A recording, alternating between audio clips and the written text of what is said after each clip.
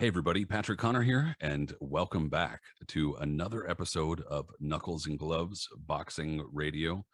This one presented by Manscaped. That's a new thing, right? But hey, we're Absolutely. here. We're here doing another true crime boxing history episode of Knuckles and Gloves. That means I'm here with my man Aris Pina, my bro from Cauliflower Row. I just made that up. It's not too bad, right? How's it going, man? Ah, man, perfect rapper. Everything is good, my dude. Like you said, this is another episode that we're about to do on a very interesting subject. Our man Trevor Berbick over here. Um, and we get to talk about 80s heavyweights, which is my wheelhouse. You know what I mean? Like I love that lovable crazy bunch from back then. Yep. So this is gonna be really interesting, man. A lot of people, Trevor Berbick is normally just known as a footnote and kind of like a almost like a laughing gif at this point from the way he was knocked senseless by Mike Tyson and losing the WBC title in 1986. But there is a lot, and I mean a lot more to his story than just being the first guy that Tyson demolished for a title. And we're here to explain it to you. Because trust me when I say his is a crazy, wild story from beginning to end. Yeah, man, it's a pretty gnarly story. Obviously we're here talking about it because it's a true crime story, but some people might know the end of it. And I guess that's kind of the challenge of doing these true crime episodes is that often people already know how these things end. And so that's the challenge is kind of like sorry to book drop again, but just like with my book, the challenge was the end, but you need to be able to kind of construct a way there that makes sense and that's I guess That's entertaining. exactly, that's always the way, though, is that you just know the footnotes. I know the ending. I know what happened with this. I know what happened with that. Do you really know the meat between the bread? It's like there's a lot of layers and a lot of stories of how we got to this way Oh and what man. happened and all that. So Yeah, and with Trevor Berbick, there are a lot of layers and a lot of things that and and, happened. and a lot of it too is because a guy like Burbick was a person that he just told a lot of stories. Everything, every one of his stories from his childhood up till his fighting, how he began fighting to how his career started, reasons why he lost fights, everything had a story to it. You didn't really know. There was like layers of truth at the same time. He might have been adding something, like no one really knew anything all the way to his birth. You don't really know with Burbick. There's always so much little bit Right. mystery with him because he always gave a different story for something. There was never, you can never just like completely pinpoint something all the way back to what it needed to be, because he would always add another layer, something different to it that would kind of, like, he would tell one person one story, tell another person that same story, and then go to three other people and tell them that same story, but then like twist it up a little bit different, already adding new details that weren't in the original. And then everyone has a different version of where they come from with it. I think that's another challenge with this one in particular is that a bunch of this information is coming from Trevor Berbick himself, and you really have no idea how reliable he is at all. And because, like you said, he was always changing his stories, and the stories that he was changing were like outlandish. He'd go from something outlandish to even something even more outlandish. That's the difficulty here. But well, I guess just getting Fits right right in into it, with that era then, doesn't he? he does. And like you opened up saying, the 80s and 90s heavyweights are like your favorite. So this is the perfect show for you to shine. And I'm definitely going to make sure that I hand over the mic for you to shine at key moments here, buddy. But I did do some research. I did do a little We bit always of do, man. right.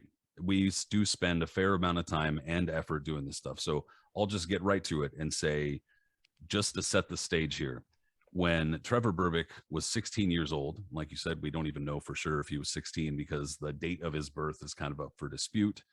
But when he was 16 years old, he claimed he saw a vision of God that steered him toward Christianity, that pointed him in the direction of being a Christian or something like that, which would be something of a theme throughout his life, despite the trouble that he would get into, that he would kind of lean on his faith for whatever that was worth. And frankly, it wasn't really worth a lot.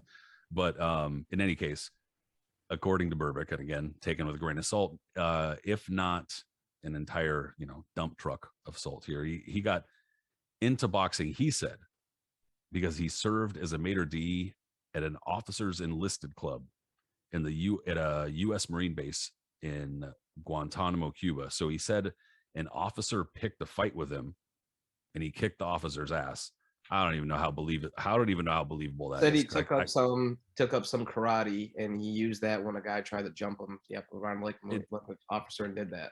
It kind of, I mean, maybe it's because I come from, a military family that, like, or I don't know, maybe I'm talking totally out of my ass here, but it seems like if you're at a military base and you attack an officer, you're probably like not going to be offered boxing lessons or some shit like that. But I could be wrong. Claims that they said you should join the team after he beat him up. I guess I could be wrong, but he said that he was given an opportunity to get American citizenship, but he said he avoided it because the Vietnam War was still ongoing and he did not want to be drafted in the Vietnam War. So also too, another story that he claimed how he got into boxing. See how he said there's different stories and different layers to this. He said that he was always breaking up fights on the ship and always trying to be the peace mediator. And because things would get so rowdy, he figured he had to learn how to fight himself to become, so he wouldn't get himself hurt when he was mediating fights over there. so already we got a fork in the road. Exactly. But regardless, he ended up realizing that he was a pretty talented fighter, and soon enough he ended up in Canada. That's kind of, I guess, where the real boxing story starts. And, we can get away from the rumors a little bit, at least for a moment. So he claimed to have only 11 amateur fights when he started fighting. He represented Jamaica in the 1976 Olympics in Montreal, and he was trained by a guy named Tom McCluskey. And Tom McCluskey later said of him that he had a split personality, quote unquote. He wouldn't really go into much detail, and especially because this is something that he said after Berbick's death. So it was probably somewhat sensitive and raw and whatnot. But he didn't elaborate much. All he said was that there were a lot of times when Berbick was really happy. He was in training. He was doing great. But then there were other times when he was sullen and he just wouldn't talk to anybody. So already, we're setting the stage, or we're laying the groundwork for a pretty interesting guy, if not somebody who's got a bit of a dark side, even though it hasn't really presented itself yet, Absolutely. He, like you mentioned, he represented Jamaica. Didn't make it far at all in the Olympics. I think he lost in the first round or so, but still, for only having a handful of fights, it's a pretty good accomplishment that he made the team. He turns pro soon after that, still staying in Canada.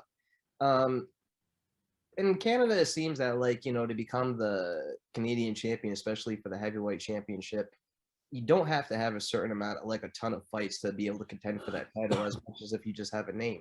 And Berbick, coming out of the Olympics, now settling in Canada, started to have a name after a few handful of fights. George Chuvalo was still the Canadian heavyweight champion up until the mid-70s, which is pretty incredible considering his career had started in the in the late 50s or so, and mid-50s. And he was still talking, still lingering around. And I don't know if he wasn't very active at that point, but he was still holding on to the title. Berbick, after winning a few pro fights, there was clamoring of him potentially fighting Chuvalo for the title.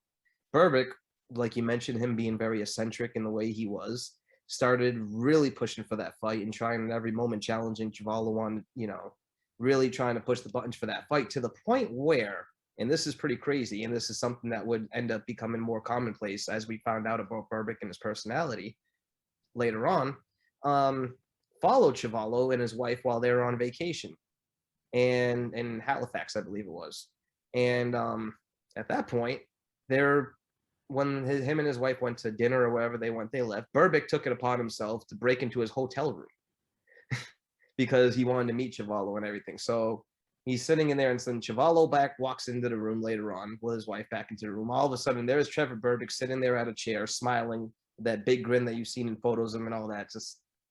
And he said that he just wanted to sit there and talk with the champ and meet him.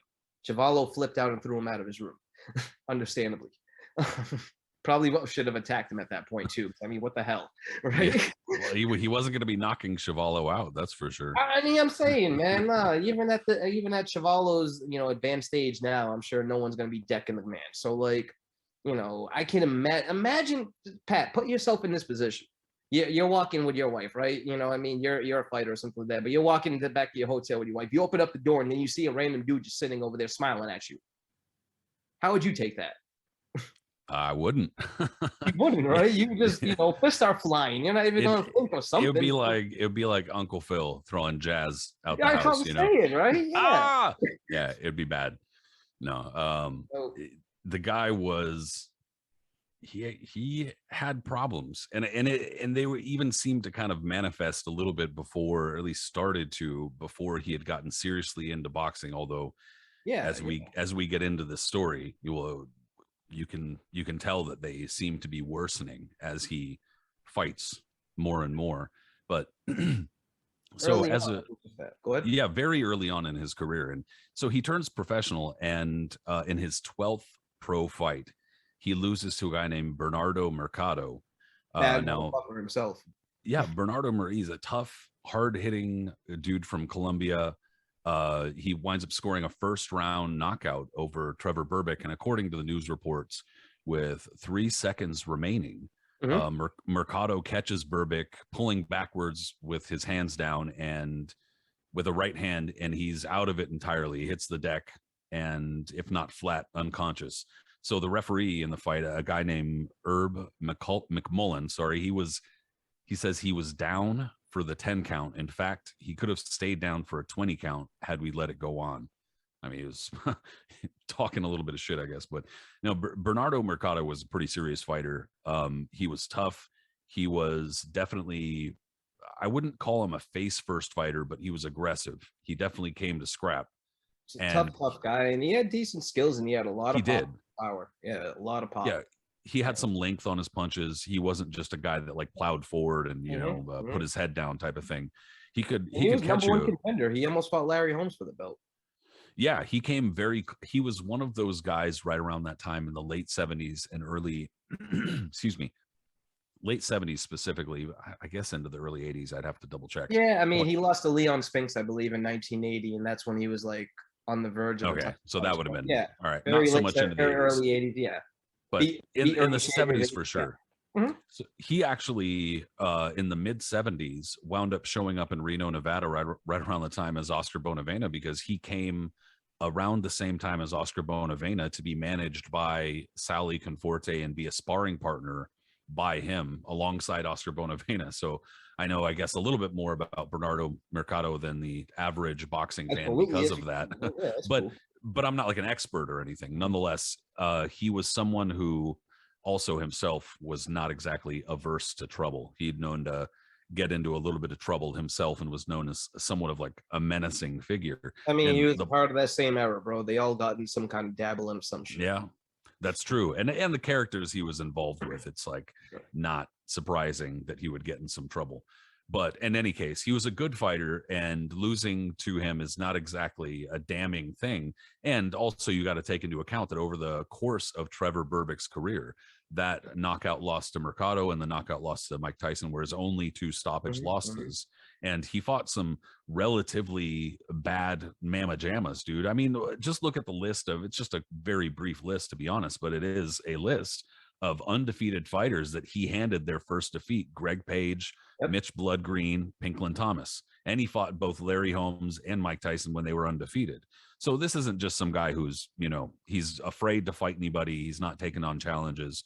He was in there in the mix. He wasn't just some fringe guy. So whenever he lost, it was, and this is another thing that would add to his character as it went on, especially as you mentioned how he got more erratic later on as fights went on and stuff like that.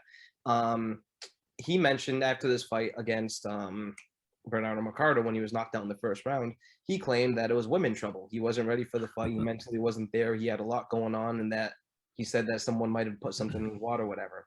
And he said that in the first round, he went out there. He said, I had Mercado hurt. I had him bleeding. I was beating him up. He said, I dropped my hands briefly for 1 second to step back. And like you said, he got caught like that way. And he was like, the fight was over. He said, when I got up, I was ready to fight. And he was like, when I came to, that never happened to me before. And he was like, all I wanted to do was fight. And I'm sure that was the case, but he would always have a random excuse for things.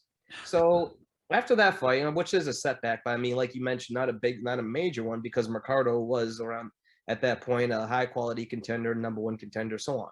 But Berbick struggled a little bit. He still wasn't able to break the mold. He never got the Chuvalo fight that he coveted. And he was still being erratic. Like, you know, he win a couple of fights, but then he struggled and go to a draw with a tough like journeyman like Leroy Caldwell. And it wasn't until his fight with John Tate where his fortunes really changed. Big John Tate, another doomed for Poor John Tate. Yeah, poor John Tate, very much so. Another doomed soul who had a dark future ahead of him, but at that point was only one fight removed from being WBA heavyweight champion and a fight with Muhammad Ali. So the stage was set. Sugar Ray Leonard, Roberto Duran, June, Montreal, biggest fight of the year at that point, probably, right? And the undercard was going to feature the comeback of John Tate. So the backstory to this and how Trevor Berbick equates to this is that Don King and Bob Arum were co-promoting this show. Don King with Roberto Duran, Bob Arum obviously with Sugar Ray, you know, representing Leonard and in behalf of Mike Trainer, all that stuff. So long story short, Bob Arum tried to one-up Don King by taking over the entire promotion. And when they were supposed to help matchmake the undercard fights together, Bob Arum went above Don King and made all the fights on his own without Don King knowing anything about it, basically cutting him out of the entire card aside from the main event. Don King got really mad about that, obviously, and was looking for a way to get some revenge. So they're looking through the list, whatever. And that's when you mentioned the guy earlier, Tom McCluskey, got a call, and he was Bob Arum had called him up, hey, you still have that bum Berbick? Yeah, we still represent him. Okay, we're going to use him to fight John Tate. Don King gets his wins of this. Al Braverman, who was Don King's matchmaker at the time, decides, hey, you know what? They signed Trevor Berbick without anyone knowing about it.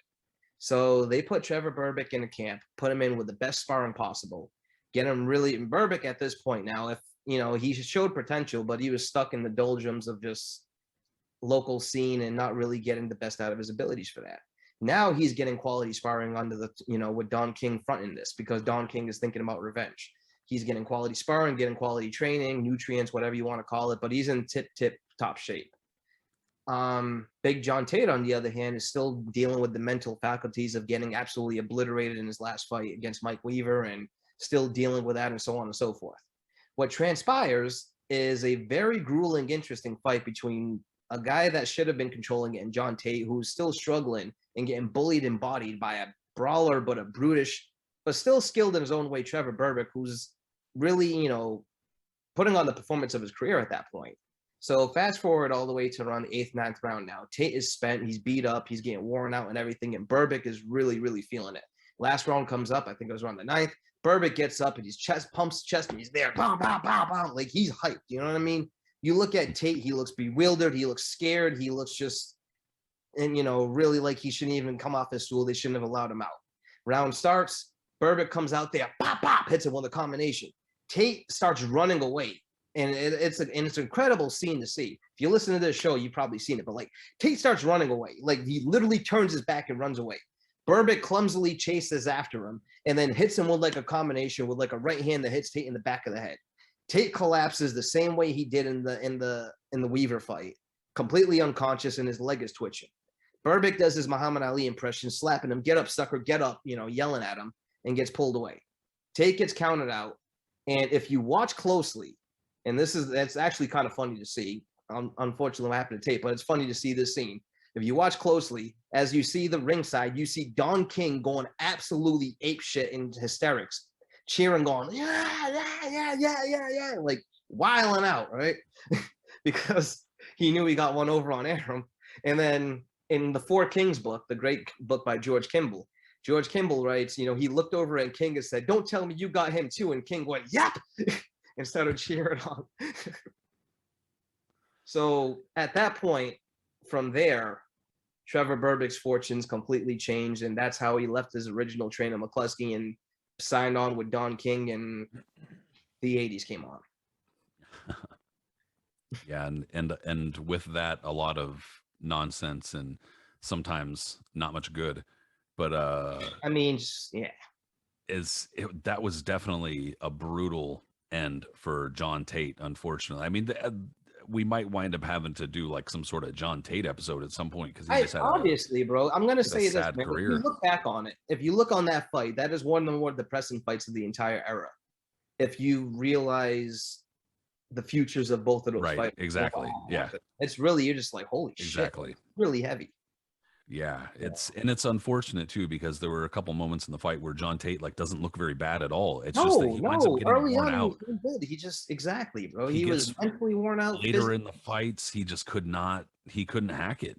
He was too big. He was too like clumsy, uncoordinated. He just couldn't do it. And yeah, man, he goes down just in an absolute heap from getting hit in the back. He got the Frank Bruno special, dude. He got Frank Bruno and his rabbit punches. Completely clobbered, man. And it's scary to see him laying there unconscious and his leg is twitching the way it was. Yeah, it's brutal, dude. It's really a pretty. But so that fight, like you said, is kind of where his fortunes changed, and where a lot of things changed for him.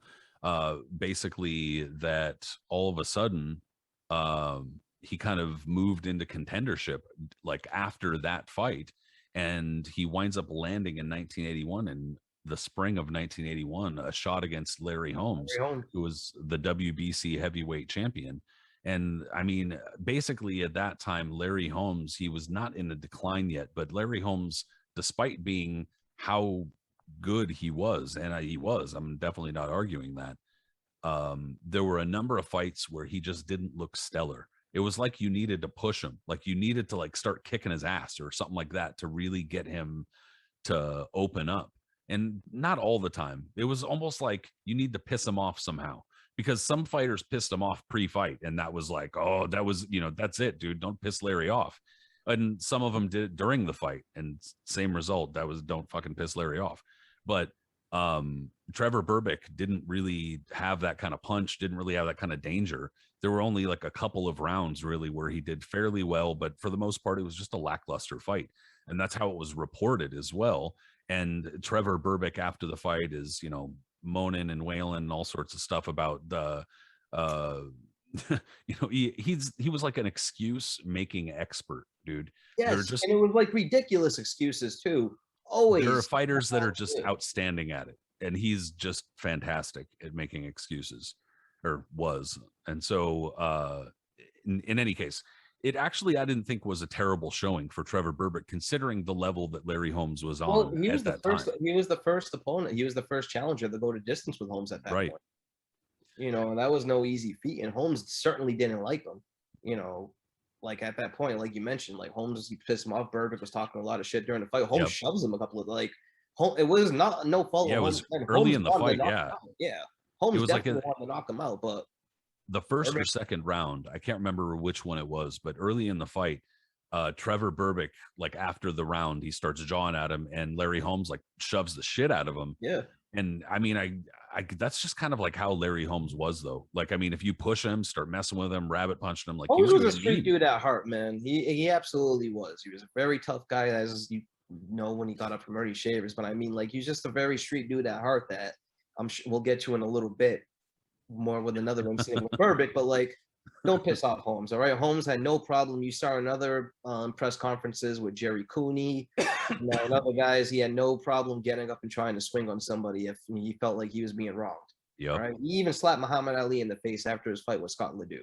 So yeah, and that was another thing with Larry Holmes, was he was liable to get his dander up when somebody else was fighting and he was attending, and one of those people might wind up fighting him one day. He was going to be on the sideline, possibly taking some poor Jerry Cooney. It's getting swung on, and yeah, it was bad. But no, that's when their feud started, was the trash talk during and I guess after the fight. Trevor Berbick was saying stuff like, it never hit me hard. He never hurt me. He doesn't really hit that hard. Didn't do nothing, stuff like that. And that's kind of, like I said, that kind of stuff just riles Larry Holmes up. And that started a feud between them. That was back in 1981.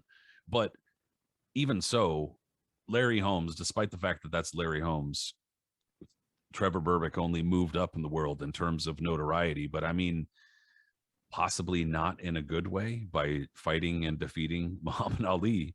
He had the unfortunate distinction of being Muhammad Ali's, swan song opponent. And Muhammad Ali had already looked awful before that, like well before that. And this wound up being a clear indication that Muhammad Ali like should have quit years ago. So Trevor Berbick, despite the fact that he loses to Larry Holmes, is led into this Muhammad Ali fight. Yeah, and he wasn't even supposed to be the original opponent. You know, when Ali lost to Holmes, like you said, that was one of the most abysmal, saddest, pathetic, depressing fights in boxing history. And Ali had no business getting back in the ring after that, obviously. And but you know, he still did. And there was a lot going on with that afterwards. You know, Ali was denied licenses in Vegas, all basically all over America, and he even tried to get a license in Hawaii at one point, that which is not really known as a boxing hotbed, and they even rejected it. So that gives you, you know, how much of what Ali was going through. And there was always rumors of various opponents who Ali was going to fight. All right, you know, Ali Yeah. was going to fight this guy, a cruiserweight one at one point named Willie the Cannon Shannon. Ali was going to fight Scott Ledoux. Ali was going to fight Big John Tate had he instead of Larry Holmes, actually, you know, Yep, had that's right. Mike Weaver. There was rumors of Ali fighting Mike Weaver. And then the main guy and the main name that was going around before Trevor Berbick got the gig was a British heavyweight by the name of John L. Gardner.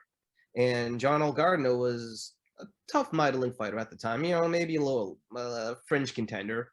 Anytime he really stepped up against the likes of like Michael Dokes or, you know, someone of the like that, he got blasted out. But he was a good fighter in the UK scene.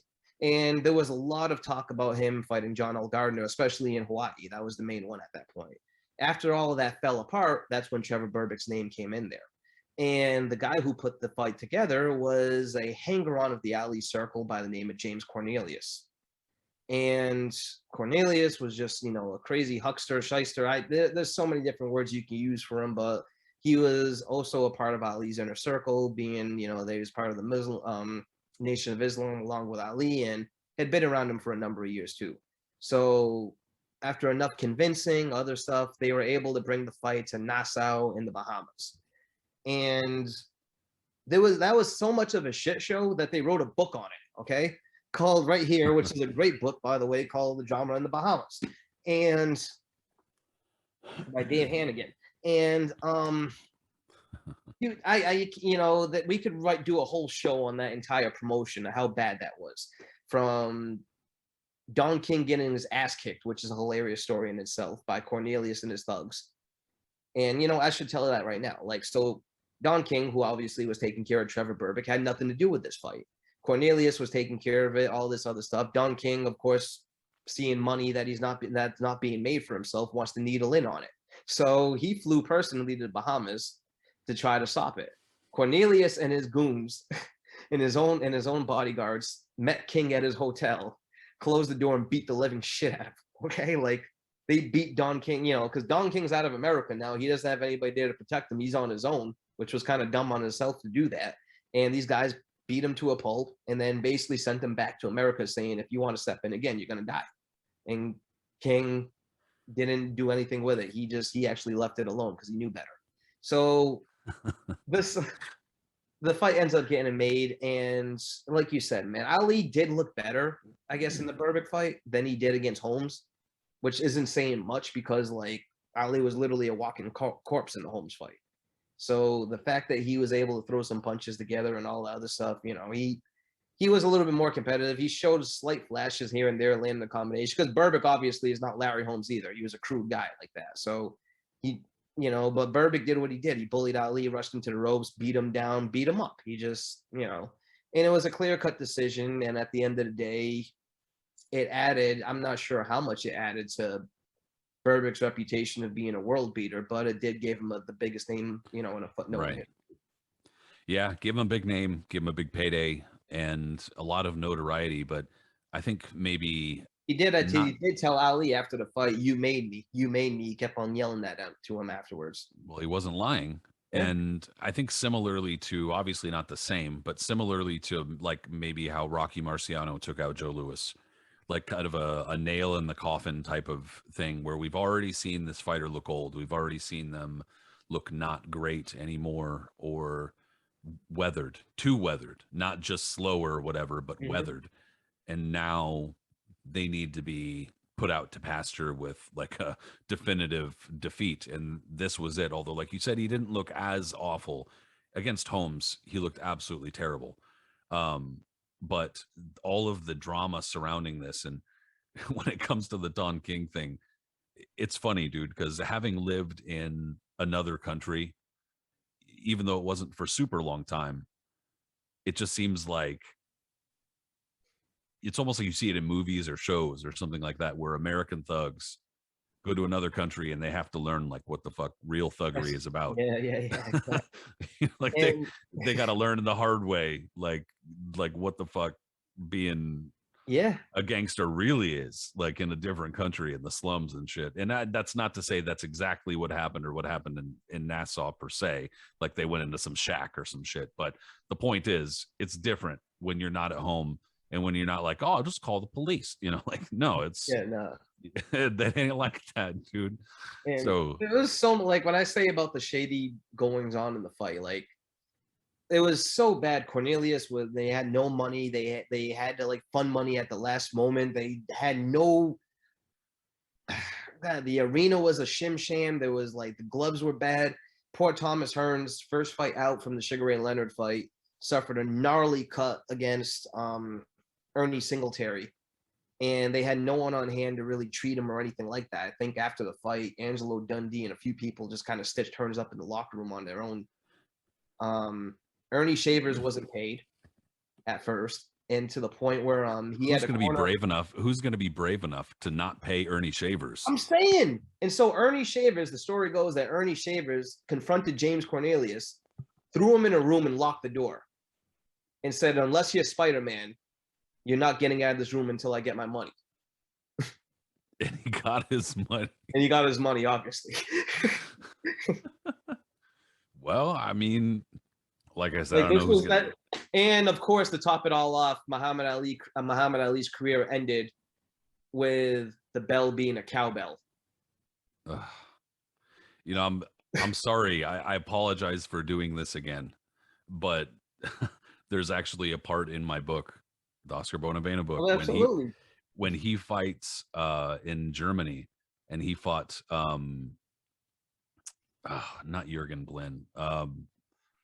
What's the guy's name? The German dude. Mildenberger? Carl Mill. Yes, Carl Milden. Thank you, Carl Mildenberger. I don't know why I was drawing a blank. Probably because smoke way too much weed. But in any case, he fought Carl Mildenberger, and even the title of the Sports Illustrated article written about the fight is called "A Bean Can Bout in Frankfurt," because they wound up having to use a bean can and go on the bean can for a bell, to the point where nobody could hear the bell several different times during. It was like a total shit show of a promotion. So it just illustrate that it's not the first time it's happened. I'm sure it isn't the last time that's happened. We've actually heard in recent years there have been bells that are like smack, you know, like they're not even ringing and shit like that. And that's just bad form, you know, shitty preparation and stuff, but also to illustrate how poorly this promotion was put together. But it was also the drama in the Bahamas was the nickname that the promotion was given. But it wound up becoming far more infamous because of Ali and the punishment that he took, because it was his last fight, and also because of the really bad publicity that it got during the time. I mean, for a number of different things. What's that? I said by everywhere. Yeah, everyone shammed it. It was a complete sham. It was, yeah, it just didn't go well. It didn't go well at all. And so back in, so kind of fast forwarding a little bit so that we can get to some of the actual criminal behavior here. But I mean, it's well, and it's important to go over the big fights too. It's important to go over like the kind of career changing fights and whatnot. But in 1983, so a few fights after the Larry Holmes fight and the Muhammad Ali fights, he winds up losing to Ronaldo Snipes, who, again, it's kind of like, all right, well, Snipes is probably the level of fighter where if you're elite, you should be beating him somewhat comfortably. But fine, you have an off night, you could see somebody losing to Snipes. Immediately after that, he loses to, of just one of those kind of weird who the hell is that type of things, where he loses to a guy named St. Gordon. And anyway, so years after that fight, Berbick claimed that not only did someone poison the food that he ate in Las Vegas in the days leading to the fight, but that somebody actually sprayed poison gas into his hotel room to make it so that he couldn't sleep. And I mean, he would always say shit like this. Those were like two of his good lines too. But yeah, he did the poisoned food thing like several different times, but then he like I'm just wondering, did anybody ever think to ask him if that poisoned gas to make him not sleep was cocaine? I mean, it's the 80s. Dude, yeah, man. But like the like you said, the loss to Snipes is excusable to a degree. Snipes. Well, and sorry to interrupt you, but he actually said that he was poisoned he was poisoned before that fight too. Later on, when they're going like at a different point in his career, they're going over what happened in this fight, and he starts talking about how they poisoned his hotel room after the St. Gordon fight, but that after the Snipes fight, before the Snipes fight, his food was poisoned. So he used this several different times. But that was always him, like you said earlier, about being erratic. You know what I mean? Like, he was a very erratic guy. And it wasn't even so much fighting to the level of his competition, so much that you just really didn't know what the hell kind of Berbick would show up. It was like mentally whatever. And that really showed it there because, like you said, Snipes, he was an underdog in that fight. And Berbick probably should have beat him if we're being serious here. But you know, Snipes also could spring an upset when he needed to, and he beat Berbick up that fight. I think he dropped him in the first and kind of, you know, commanded him. St. Gordon is a lot more as a head scratcher. Don't get me wrong, St. Gordon as a cruiserweight knocked out Carlos De Leon. He wasn't a bad fighter or anything, but as a heavyweight, he did absolutely nothing. And I think his claim to fame before that was being extremely undersized against Jerry Cooney and being DQ'd out of it. So him beating Berbick was definitely a huge upset, where the point where everyone would be like, well, we know his ceiling and he's not going to do anything else with that. Like Berbick was basically written off after that fight. Well, and you could easily see why he could be, and he winds up fighting back in Jamaica. So it's obviously he's kind of like traveling around. He fights in the UK, he fights in Jamaica. It's kind of becoming something of a journeyman after that fight. Having to go around and coming from getting paid from a Muhammad Ali fight, it's almost like throughout his career, Muhammad Ali, there weren't many, but there were fighters that he fought where you almost look and you're like, what? I don't remember that fight at all. Alvin Blue Lewis, Mac Foster. I mentioned Jurgen Blin before. That's probably why. But there are those fights where you're just like, what? I don't remember anything about that fight. What are you talking? I don't remember. That fight didn't happen. And, you know, it's a little bit different with Trevor Berbick because it was his final fight.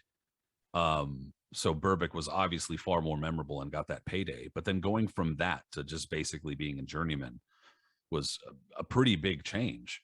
And then he winds up working his way back in the WBC rankings by picking up the USBA heavyweight title, which, you know, we've talked about this before. Like I said, he beat a couple of undefeated fighters in Mitch Blood Green, and he wound up defeating Pinklin Thomas for his belt. But what led to that is that some of these other fringe belts, USBA, NABF type of, they're like satellite belts for the larger organizations. And so then when they wind up winning these kind of fringe or smaller belts, that gets them higher in the rankings for these bigger organizations. Especially back then. Yeah. It was, I think it was a little bit more clear cut back then as far as what happened. But in any case, he gets that shot against Pinklin Thomas and picks up a portion of the heavyweight title that obviously Mike Tyson wanted. For sure. And at that point, too, that was a huge upset because Thomas, even though he had a lot of out of the ring issues that I don't think the world really knew about at that point, was looked upon as maybe the future of the division, or at least the guy that might have been the favorite of good. Yeah, you know, like really a very physically imposing type of guy. Had an incredible jab. He's a very underrated fighter. All right, because again, he had a lot of drug issues that came out afterwards and other stuff too that he was dealing with. But like, fact of the matter is, when he was on his game and he could fight, he was a very, very formidable fighter. Like you said, fast hands, good skills, good combinations, had a really, really good jab, good right hand behind it. And he had good power to go along with his boxing skills. Like he knocked the shit out of Mike Weaver in a very good knockout. Won the WBC title, a very commanding decision over Tim Witherspoon. He looked like maybe possibly the future of the division at that point around 1986, before Tyson really, was coming on. So for him to lose to Berbick like that, who was still, even though he was on a nice run, but still considered a step below a guy like Thomas, that was considered a big upset. And Berbick at that point was trained by Eddie Futch for that fight, should be mentioned too. Yeah, he went through a handful of trainers. He was trained by Angelo Dundee, Eddie Futch, that guy McCluskey. What's that? Lee Black, who came after McCluskey. Yep. He was, I mean, that's just two of those trainers are very notable, high quality, world-class trainers. And I don't know enough about the other ones to say they're good or bad. I'm sure I will say that Futch was actually quoted in the KO magazine interview years later, because he said that he was like, I'm not going to name the fighter, but there was one guy who I did not want to work with. They kept on bothering me to work with him, blah, blah, blah. I just knew I didn't like his attitude. I didn't, this and that, but I didn't want to work with him. He was like, finally, I agreed with him just for one fight, and one fight only, because I thought he had a chance for it. And so we worked with it. I struggled, but I got him through the camp, and then we won. And they were like, finally, who is it? He was like, it's Trevor Berbick. And and after that fight, he was like, I said afterwards, when that fight ended, I already saw the way he was acting and other stuff, and he was like, I'm done. I'm never going to work with him again. And they asked him about the Tyson fight, and he said he wasn't interested. And they asked him too, do you think you would have beat Tyson even if you were in his corner? He said no. Well, and unfortunately for Trevor Berbick, he wound up suffering an extremely memorable knockout loss in that fight, even if it was his only other knockout loss. Pretty memorable. It's not even one that needs to be rehashed, because it's been so well, documented and shown all over throughout the years. But I did watch the broadcast, the original HBO broadcast, because the one that's always shown on television, the one with Bob Sheridan, doing the commentary for it. But watching the original HBO broadcast with the intro of it, where they use, like, I forgot the song about, like, the cheesiest 80s music, really popular you can find, of Tyson knocking dudes out, and then doing the little mini intros of Berbick and Tyson, the pre-shows and all that. It's pretty awesome. I'm not even gonna lie, up until the fight. And everybody that was in ringside for that it was really impressive. That was a big event, because people knew that was gonna be a Tyson coronation. So the who's who of Hollywood was there. All the big fighters were there. It was a big event. And then Tyson did what he needed to do and blasted Berbick. But that was probably, I will say this, that was not only the beginning of the end for Berbick as a contender and just in his career, even though he would fight for a number of years afterwards. This was also when a lot of his real erratic behavior outside of the ring started taking place. And I'll let you elaborate on that, Pat. Yeah, I think that was really the point at which his behavior started becoming far more dangerous and violent, and also his career got more erratic as well. But before we do that, I actually have to pause for a moment, because I have to say a little bit of a word about our sponsor, Manscaped. So look, support for Knuckles and Gloves is brought to you by Manscaped, who is the best in men's below the waist grooming. And look, they're the champions of the world when it comes to this stuff. Look, it offers precision, and it offers well-engineered tools for, look, your family jewels, man. Manscaped was launched their 4th trimmer, the Lawnmower 4.0. And look, you heard that right. That's 4. They've already had 3 before this, and they're on the 4th iteration of below the waist trimmers. So join over 2 million men worldwide who trust Manscaped. And this is an exclusive offer, 20% off and free worldwide shipping with the code GLOVE, GLOVE, at manscaped.com. One of the cool things about this tool also is that it's wireless. So you don't wind up having to trip over wires and stuff like that in the bathroom. I mean, more wires in the bathroom sucks. There's water. We've seen horror stories. You get a bunch of essential oils. Yep, it comes with a number of essential oils so that you can prime your balls to be trimmed, but then also the after the trim soothing, it's pretty nice. But it's also having an exclusive trimmer for your nether regions. I'm just being honest, dude. Look, you don't want to use the same trimmer down there that you use on your face or your head. You just come on. I mean, you're absolutely right, man. So if you just cut out that It's wing unfortunate, but specifically for below the belt, it works out perfect. yeah, it unfortunately does happen. So we're gonna have to avoid this situation by getting Manscaped. Lawnmower 4.0. So again, get 20% off and free shipping with the code GLOVE. That's GLOVE at manscaped.com. That's 20% off with free shipping at manscaped.com if you use the code GLOVE. Unlock your confidence and always use the right tools for the job with Manscaped. Back to Trevor Berbick. Look, that Mike Tyson fight obviously derailed not only his career, but outside of the ring. It was bad news bears, man. He, before that fight, was able to string together a number of wins. After that fight, it was like a few wins, a few losses, a few wins, a few losses for pretty much the rest of his career. But what wound up happening was, actually, I didn't know this, but in 1990, Trevor Berbick was one of Mike Tyson's sparring partners in Tokyo. I mean, I knew some of them, but I didn't know he was among them. They didn't know that either. Yeah, they did interviews and go ahead. His last notable fight in terms of like contendership was against Carl the Truth Williams, around that time. So I think that was around 88. Actually, no, that was in 88, I think, on the undercard of Tyson Spinks. And that was probably his last like major fight on like a big platform like that. So yeah, yep. All right. I didn't know that he was in Tokyo actually. That's news to me. It's interesting. Well, he loses to Carl Williams.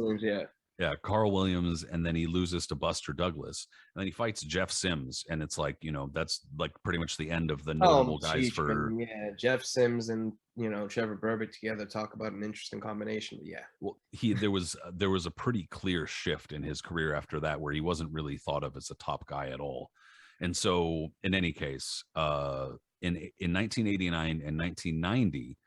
Larry Holmes fights a handful. I'm going to hand it back to you for this one, but Larry Holmes fights a handful of exhibition bouts, and after one of them, something incredible happened. Aris, you want to tell us a little bit about a limo? Trevor Berbick showed up. A drop kick, and Jenny from Jacksonville. Exactly. Trevor Berbick shows up. All right. Trevor Berbick doesn't like Larry Holmes. Larry Holmes doesn't like Trevor Berbick. Larry Holmes, I think, was a Tim Doc Anderson that he had just stopped, or one of the fighter around that time. Might have been. I can't remember, but it was like he was fighting a number of exhibitions, and it was right around the same time he fought an exhibition.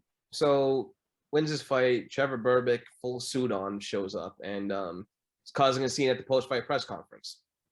And he's yelling at Larry Holmes' wife, which was a big no-no because you know how like devoted Holmes is to his wife. And he's yelling at anyone in general who can listen to him about how Larry Holmes has ruined his marriage.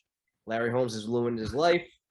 Larry Holmes has sent hookers and other people like Jenny from Jacksonville over to mess with him and try to screw everything up. And just, it's a big mess. It's all on video, but it's absolutely hilarious. And Trevor Berbick is causing a gigantic scene about how Larry Holmes has ruined everything in his life. And he wants to fight him. And if they want a street fight, in the words of Trevor Berbick, if they want to do a street fight, he'll break all the ribs in his body easily. You know what I mean? So Holmes actually wasn't even aware of this at first. He caught wind that Berbick was over there, and that's when shit started. Because Holmes, I think, was still in the arena, and that's when Berbick was causing hell in the back, and people were videotaping her, and Berbick was threatening and saying that Jenny from Jacksonville ruined everything, and Larry Holmes ruined my life, and you ruined my marriage, and my kids are depressed, and everybody, and Larry Holmes is the reason why my life sucks, in a nutshell, right? And again, this is like 10 years after their fight. This is the early 90s now. Berbick at this point, like you mentioned, is already starting to have some brushes with the law because it started around the 90s. Like he's getting really erratic here, and he's clearly off his rocker at this point. Holmes catches wind of it. Long story short, he meets up with Berbick and he tries to attack him off the jump because, like we mentioned earlier in the show, Holmes is street. Holmes has no problem trying to swing on you. He doesn't. This is the stuff he does, especially if you're trying to attack him verbally, you know, about his character, and you're coming at his wife talking shit. Like, he's not going to take that. You know what I mean? Even today, I'm sure if he said something to his wife, he'll swing at you. So,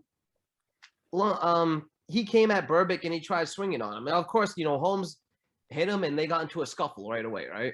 And so now they're outside because it spilled outside. The whole confrontation spills outside. And they get into a scuffle and it gets broken apart and stuff like that. And now you see Trevor Berbick being held by various people. And Trevor Berbick starts yelling, Larry Holmes kicked me and punched me. He kicked me and punched me, kicked me, punched me, you know, yelling about that. Before you know it, you hear a commotion. Larry Holmes, like this is WrestleMania, comes jumping on top of a car in a hardcore match or some shit, comes running on top of a car and jumps off the roof of it and hits a flying drop kick on Trevor Berbick. It's one of the most absurd, awesome things you'll ever see. That's one of the most hilarious things about it, is that before it even happens, or you could hear or see anything about Larry Holmes, you hear like a crowd go, ah, like that. And then you hear thump, thump, thump, because he's like stomping across cars or something like that. And he scaled that shit great, man. He climbed across the car and got all the way to the top. He didn't and then give a shit. Right off of it. Like, and this funny thing, like Holmes was wearing a sweatsuit, like he was ready for some action, you know what I mean? And he just jumped and pow, and you see him collide with Berbick with feet first, and then they both go down, and the whole thing is just a big schmoz after that gets breaking up. But Holmes, like this fucking guy is over here talking mad shit, and then he's like, he's attacking me, like, bro, and all of a sudden you just see a flying Larry Holmes, which is just, oh my god, man. If only we could have been there. If anyone could have been there. If this happened during the fact that it's still relevant today, and this happened in the early 90s where it could be forgotten about, and it's still, whenever someone posts that clip, it still almost gets semi-viral depending on who posts it, you know what I mean? And imagine if something like that happened during the internet age, during the age of like everybody records everything. Oh my god, you know how many platforms that would have been on at that time and how many things that would have blown up? You just seeing Berbick, eyes bugging out of his head the way he was yelling, saying Larry Holmes kicked me and punched me and he attacked me, and then he comes up. Shouldn't have mentioned Jenny from Jacksonville. You know what I'm saying? Don't bring up Jenny. No, that was an extremely memorable scene and definitely makes the top whatever press conference, because not even press conference for a conference. rematch with Holmes too. You know, he wanted to fight Holmes, and Holmes was like, I have no problem. I don't want to fight him. He has no business. But I'll leave it at this with their rivalry. Larry Holmes was interviewed for Vlad TV, and when he's asked about Trevor Berbick, he goes, "God don't like ugly. He's resting, but I don't know if it's in peace."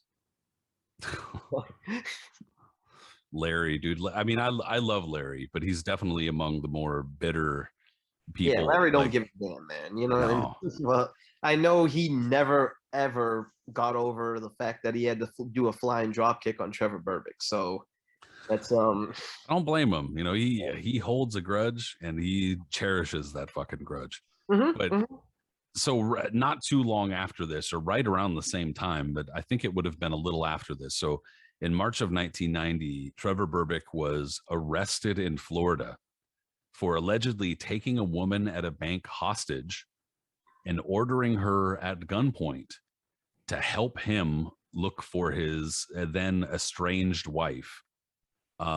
So before that incident, apparently there had been something that happened between Trevor and his wife in Las Vegas that she apparently left him.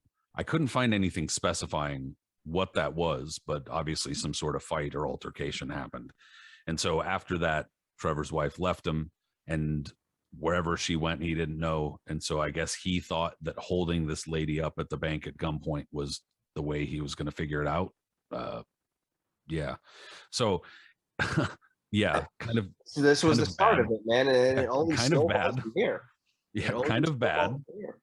And then in 1991, again in Florida, Berbick was arrested and charged with sexual assault of his family's babysitter. And he allegedly went to the babysitter's house to pay her her babysitting fees, and then raped her, allegedly. But it sounds like the jury was extremely convinced. Berbick said the charges were bogus, however, and that they were made up by his wife, who he said was upset with him. I mean, that's quite the fucking crazy shit again, to do. this was the thing, bro. It was that like he would always, and this is what's really disturbing about his things is that he was everything that he ended up doing outside of the ring, crazy shit. He had one of those built-in weird excuses for it, just like he did after he would lose a fight. Yeah, which clearly showed that he had something going on in his head. yeah. It was obvious that he was fairly incapable of taking responsibility for the stuff that he did and said, and whatever the reason really for that was. considering what the stuff that he was doing afterwards, because it was Right. almost like as you're gonna you'll go on saying the more stuff that he did, but like it almost seemed like he wasn't even aware, just like with the things, and that like he his justifications, he was so built in with this belief of what that happened that like And he kept coming back to religion too. He kept saying stuff about like he was wanted to be a preacher, and he was a man of God, and he was a Christian and stuff like that.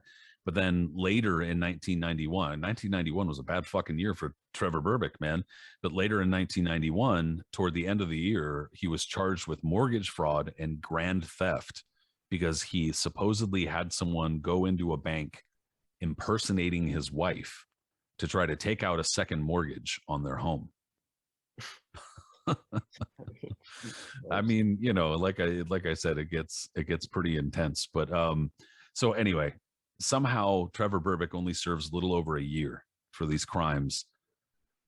It's awful. It's kind of a miscarriage of justice there. But in 1997, you'll like this one, and this one is at least not violent. But in 1997, his parole officer reports that he hasn't been checking in monthly, as he was legally obligated to do. And Berbick refused to say where he was. And then in June, as he was about to board a plane to Canastota for the International Boxing Hall of Fame for that weekend, the cops step in and grab him at the airport. Oh, no. Wow. What year was this? 97? This was 1997. Aye. Interesting. Yeah. I mean, anyway, somehow I think there's I think 97. I think 97 was the year that Don King was inducted. Actually, I might be wrong. So maybe Don put in the call. Well, because around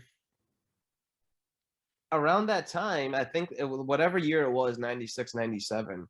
That was the year that Don King had literally. They said that was the most amount of world champions because Don literally brought his entire roster and all of the past champions involved that he ever promoted, whatever it was, to Canastota that weekend. They said it was to the point, and I can only imagine how crazy this must have been. They said it was to the point where you saw more former champions and former fighters than you saw fans because of how many people Don brought in. God, the ratio of people who had been robbed by Don King went way, way up that weekend. Yeah. And he flew them in. I guess that was his way of like think. I have no idea. It's just crazy. But in between all of those things that he went through, Berbick, he was still fighting infrequently. I mean, not often, but he was still fighting in the 90s. And he was a part of those, like we've talked before on the show and just in general about the leftovers from the lost generation of the 80s heavyweights who still fought in the 90s, early 90s, mid 90s, still had relative success here and there. Guys like Tim Witherspoon, Tony Tubbs, Greg Page, and Trevor Berbick for that matter. Berbick was around and he was fighting guys like Melvin Foster, who he beat, Jimmy Thunder, who I think which was on Tuesday Night Fights probably, Hasim Rahman. And Berbick was going the distance with all these guys. No one was able to knock him out. He was still a serviceable former champion.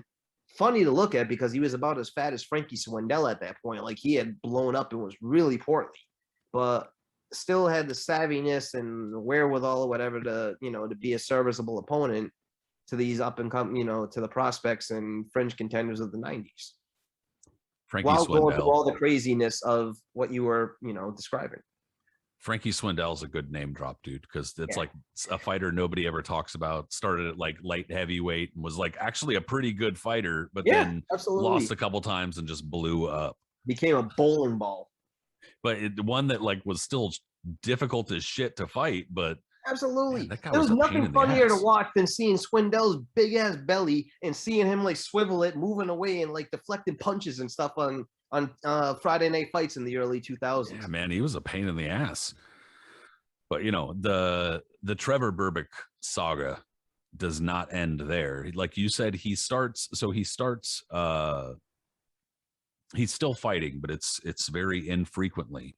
And then in his final fight, after his final fight in the year 2000, he winds up getting an MRI, or like some sort of CT scan, that reveals he has a blood clot in his brain that forces him to retire because he can't get license after that. After that, it's like nobody's going to license him because nobody wants to take the liability of potentially putting a dude in with a brain clot in there and he dies and they're on the hook.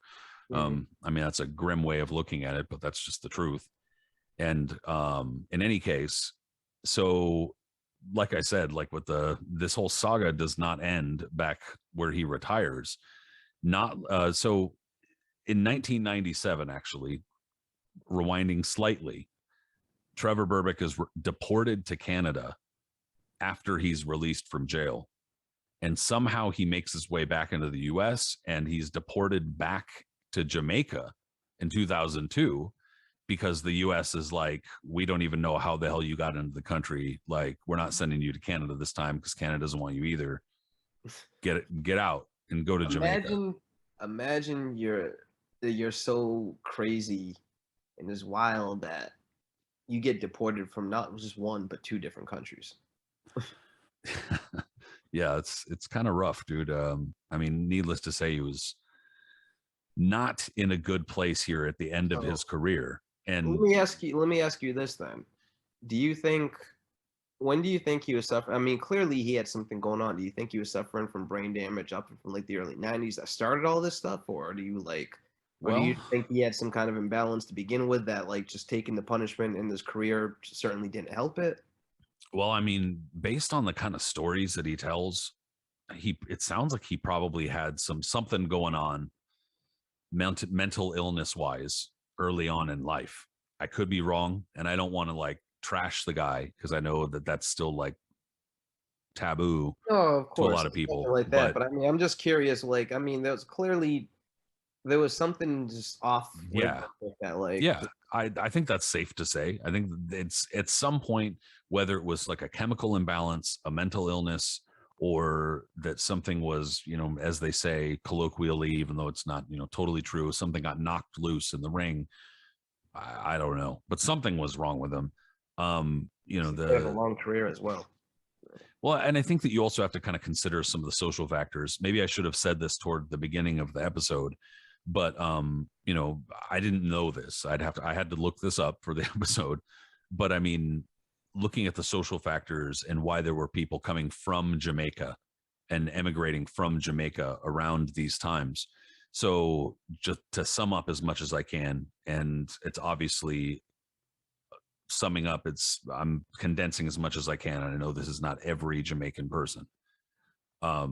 Just like many islands in the Caribbean, they were the island of Jamaica was used for slave labor that had a lot of plantations on it and stuff like that.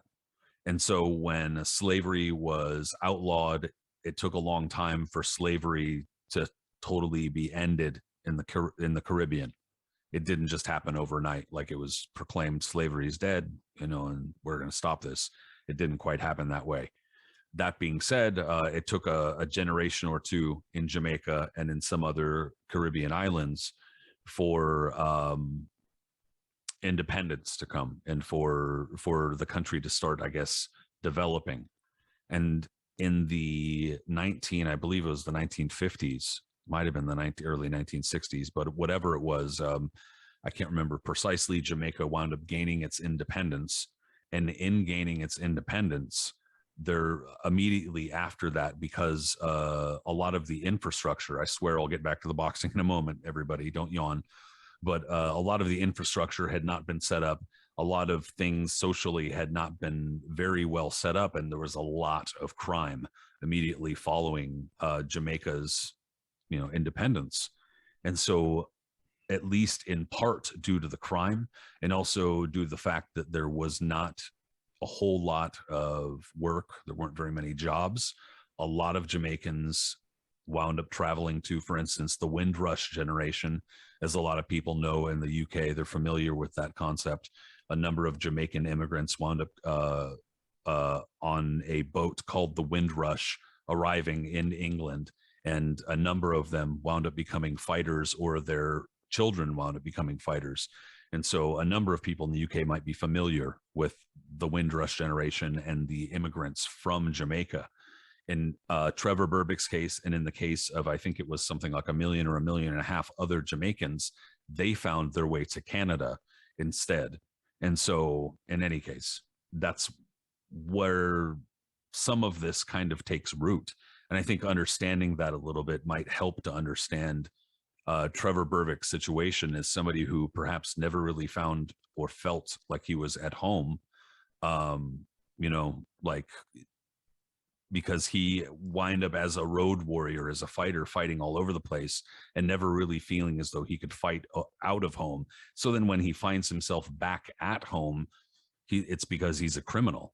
He's already gone through a shitload of trouble, and these 2 other countries don't want him, and he's forced to go home to Jamaica. And so after he goes back to Jamaica, he settles in a small farming community called Portland. And he was very quickly in trouble there too. After arriving home, he was actually, a neighbor accused him of stealing items from their house. And the police were called. Police search Berbick's house, and they find stolen items like a drill, a pickaxe, and a whole bunch of clothes that he had stolen from this neighbor. So already, it's whatever damage was there, it was done, and it was not going anywhere, unfortunately. So it was obviously going nowhere good after this. By the time he got back to Jamaica, Berbick's life was it was in a tailspin, man. It was really, really bad. But it seemed by all accounts that he was also, still just getting in with the local scene. He was still worshipped out there. Yeah. Like, by people in, local boxing scene, stuff like that. He was known, and as he was in Canada. So people still respected him. He was obviously known as a celebrity, and he was, I think, probably involved in the church scene out there too. I know that every time every time that he walked home, he would walk by the church that he was like frequenting to take that route to get back to his place. But he had stuff going on, in terms of that. There was always trouble following him, and this point now he was having disputes with his family, inter-family strife, and I don't know all the details, but I think it was something about a land dispute that he was having with his sister, and there was like a lot of like arguments and back and forths and things going on of that matter. And it led to one night where Berbick had a confrontation at a bar that he would frequent with his nephew by the name of Harold. And they said that the last night of Berbick's life, he was at the bar that he would always be at, and he was carrying on, talking with people, having a good time, and just, being on his way. And then he left after a certain time. And I guess at one point his nephew was there, and they saw each other, and his nephew claimed that Berbick was like making throat slashing gestures at him and doing other stuff like that. But whatever it was, Berbick was going home, and he was walking. And as he was taking the normal route he was taking by the church that he walked by and other stuff like that, he got clunked over the head badly. And it was by a lead pipe. And got hit a few more times to the point where, got his brain damaged, and he was, he was taken out, he was killed him. And it came out that it was his nephew and an accomplice that did it. He had apparently been doing some sort of training workshops in Trinidad, another island in the Caribbean. And so he was still somewhat active in the boxing community the few years before his death, supposedly. But yeah, so I actually have a photo that perhaps I'll share on social media if anybody's interested, of the church that he was found out in front of. It looks fairly back road-ish. It doesn't look like in the middle of nowhere, but it definitely looks like there's a lot of foliage, and it doesn't look like it's in a big city or anything like that. But the police were called because someone had found his body outside of this church, just this little small, looks like a small house. Um, and the initial reports said that someone had taken an axe to his head and had opened up his head with an axe or a machete, because that's how badly he had been hit with a metal pipe. Because I mean, I'm not trying to force people to have nasty mental imagery here. And I suppose just fast forward 30 seconds if it disturbs you, but you're hitting somebody with a blunt object so hard that it's opening up like their skull and their head and makes it look as though it's a gaping axe wound. That's either a lot of hits or something big that you're hitting with really hard. So, I mean, I'm not trying to be motherfucking behavior analysis unit criminal minds here, but like that kind of sounds like somebody's real mad or extremely scared or something like that, you know, like they're in a panic or they're in a rage or some shit and just beating the hell out of somebody. And it was in the back of his head, suggesting the way that he fell or the way that he was laying, supposedly suggesting as if like he was walking away and that somebody got him from behind. Anyway, there's absolutely no way to know for sure, but many of the things that were reported as far as what led to it and the night out and whatnot and the land dispute were reported from witnesses and rumors who had heard that he was having a land dispute with his nephew and this other. So anyway, he winds up dead and they're trying to figure out what exactly happened. And the initial reports, as they're reporting this land dispute, the police follow the leads and wind up finding his nephew, a guy named Harold Berbick, and then his friend Kenton Gordon, who was apparently an accomplice in this murder. And they wind up both being hauled into court and found guilty. And Harold is sentenced to life in prison. Kenton is sentenced to like 15 years or something like that. And it wound up, it actually went very under the radar in the US, all things considered, but it was definitely Yeah, big it got news. mentioned in the box and on the website. It did. And stuff, but like just that was considering who he was and his stature and considering what happened. I mean, it didn't really make that much of the rounds. I don't remember like any big articles or anything dedicated to Berbick besides just, he was found killed and what happened to him. Right. Dude, I mean, I actually think, I don't want to sound gory, but I do remember a long time ago, and I'm not going to try to seek him out again because I remember being disturbed even seeing it, but I think I found there was photos of Berbick after the fact. I actually saw one. But I mean, like, and the only reason why I remember it is because I think he had bleached his hair to blonde at that point. But again, it's not something I'm not trying to seek it out again ever again. I don't even know how I came across it. Maybe when I was like searching for info for his murder back then, that somehow I came across a photo or whatever. But like, man, we've all seen stuff on the internet. We're like not trying to see, exactly. like just yeah. I'm not surprised that something. I mean, dude, there's like death photos of all sorts of like celebrities and stuff like that. It's pretty morbid stuff. We're already doing like a morbid show with this true crime stuff. But look, Trevor Berbick led a life that was absolutely full of strife, that was full of just weird tales, and the guy could just never really seem to settle into a groove with either of his career for a long time or his personal life. Why that is, I don't know, but there obviously seems to be a common thread with a number of these fighters that they just fall apart mentally. But I will say this for him, man, for all of his crazy inconsistencies and everything else like that, he proved to be one of the more consistent, reliable fighters, at least from the 80s. And I mean, like from the heavyweight to scene that like was still able to translate into the 90s, and that like somehow through it all, he, was able to win the WBC title at one point. And he's, regardless of everything, he's going to be a footnote in history for being the last man to beat to fight Muhammad Ali, and what happened with Mike Tyson, being the man that Mike Tyson won the title from. So he definitely made his mark on history. And honestly, all things considered, he's obviously the most famous or biggest name fighter that we've spoken about in this kind of series or true crime thing before. He was a a big named a fairly big named world champion who fought Muhammad Ali. That's pretty big deal. So, and he thinks, and when you think about how zany he was, how crazy his career, everything regarding it, he fits in absolutely perfectly with what was the lost generation of 80s heavyweights and just that entire era of just ridiculousness that was run by Don King. Like, crosses paths with Larry Holmes, Muhammad Ali, Mike Tyson. I mean, that right there is a significant chunk of either the greatest or what people believe are the greatest heavyweights. Absolutely. That's pretty serious stuff. And just an eccentric figure, a fascinating figure, crazy, tragic. There's so many different ways you can describe Berbick, and all of them will probably be apt. So, yeah, that's for sure.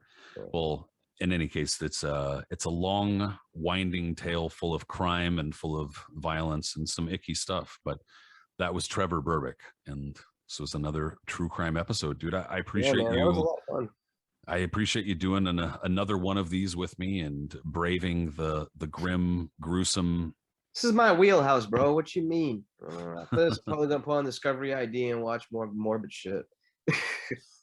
I mean, I think that a lot of it is obviously we're entertained by it, but on some level we do want to remember these fighters as well, and we want to make sure that their tales are, I guess, told on a couple different media. Like we said, man, Berbick is the most high-profile case that there is, but there's still a lot of guys out there that you and I have already discussed, and just in general before even this side piece show that we do now came to fruition. And it's just kind of like their stories deserve to be told too, because at the end of the day, they left a footnote in boxing in their own way, and they're fascinating.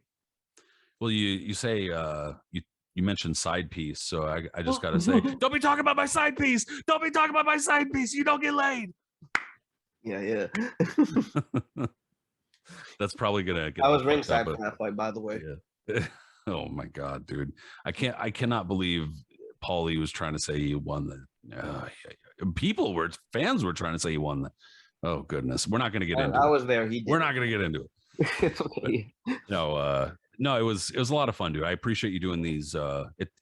People, I think they probably do understand on some level if they are listening in and are enjoying it. But this takes a lot of work. It takes a lot of research. We're spending a lot of time doing stuff, and that's not to say feel bad for us or praise us. It's just saying, I'm trying to relate that we care about this enough that we're spending a lot of time on it. Mm-hmm. So hopefully that means that if you are on social media and things of that nature, you're going to go ahead and follow, like my guy, Aris Pina, Punch Zone Aris on Twitter. Follow me, Patrick M. Connor.